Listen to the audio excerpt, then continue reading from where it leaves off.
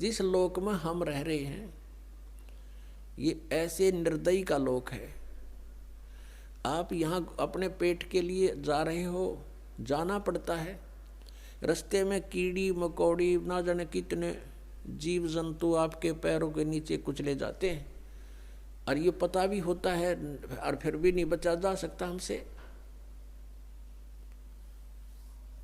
परमात्मा कहते हैं पृथ्वी ऊपर पग जो धारे और करोड़ जीव एक दिन में मारे। अब कहने का भाव ये है कि जो हम साधना करते थे शास्त्र विधि को त्याग के, उनसे पुण्य तो कोई बना नहीं था क्योंकि वो शास्त्र विरुद्ध होगी, और पाप अपने आप बने थे। जैसे 1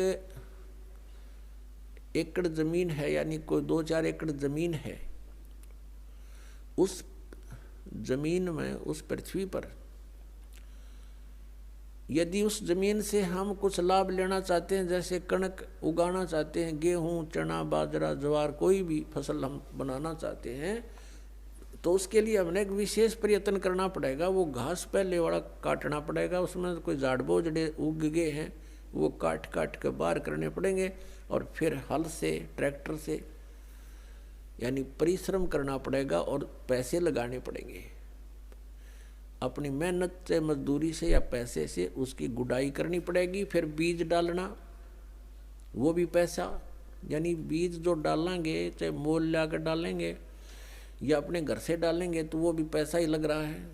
फिर सिंचाई का, उसके ऊपर फिर अपनी पर्सनल मेहनत, ये सब इतना व्यय करके और समय भी सारा दिन उसी के चक्कर में लगे रहना, तब जा कर के कहीं फसल बनती है, गेहूं प्राप्त होते हैं। और उसी जमीन, उसी पृथ्वी को आप बिल्कुल ना छेड़ो, कुछ ना करो, उसमें भी फिर भी अपने आप अड़ंगा उग गया होगा, अपने आप इतना कुबाड़ो उसके अंदर उत्पन्न हो जाएगा, वो दिखे भी नहीं पृथ्वी है यहाँ पर, तो वो यूजलेस है।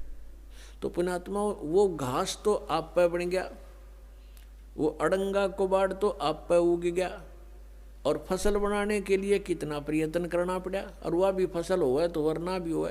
यहाँ के जो साधनाएं थी वो ऐसे टाइप की थी जैसे कोई इंद्र की गद्दी प्राप्त करने के लिए, स्वर्ग का राजा बनने के लिए तप या यज्ञ करते हैं,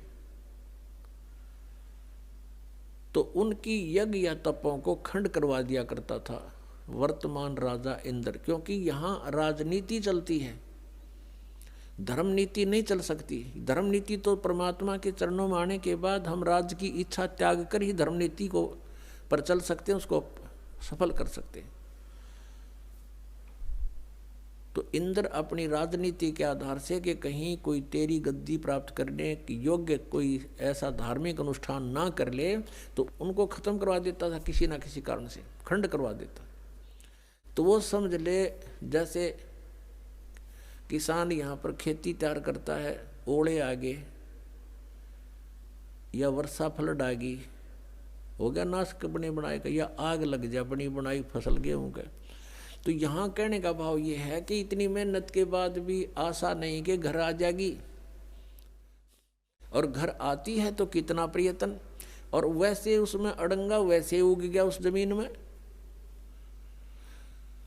तो ये हम जिस लोक में रह रहे हैं ये ऐसा स्थान है कि हमने अगर पुण्य करने पड़ेंगे इस शरीर से, तो मेहनत करनी पड़ेगी, काम भी छोड़ना पड़ेगा, 10 रुपये भी लगाने पड़ेंगे, तब हम पुण्य प्राप्त कर सकते हैं। और साधना हमारी शास्त्र अनुकूल हो, शास्त्र विधि को त्याग कर मनमाना आचरण ना हो, तो तब हमें पुण्य मिलेंगे और पाप बराबर में लिखे जाएंगे। पाप अलग लिखे जाते हैं, पुण्य अलग लिखे जाते हैं। जब तक हम कबीर परमेश्वर की शरण में नहीं आते हैं, परम संत के माध्यम से हैं, तब तक हम जो साधना करते हैं, चाहे वो शास्त्र अनुकूल भी क्यों ना हो, तो भी हमारी दोनों लिखे जाएंगे, पुण्य न्यारे पाप अलग, और दोनों ही हमें प्राप्त